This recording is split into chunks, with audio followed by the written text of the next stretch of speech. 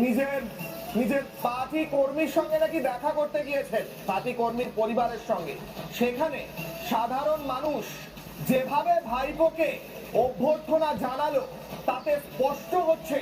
ভাইপো অভিষেক ব্যানার্জি যে গুন্ডা পোষে, এতদিন ধরে গুন্ডামি করেছে, সেই ভাইপো অভিষেক ব্যানার্জিকে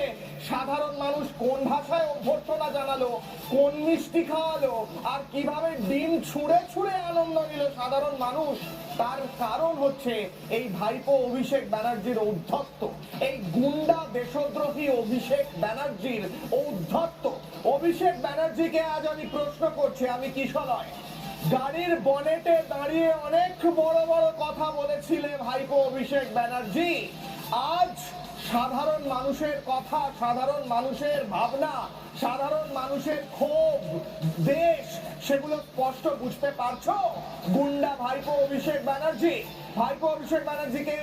যেভাবে মারধর করা হয়েছে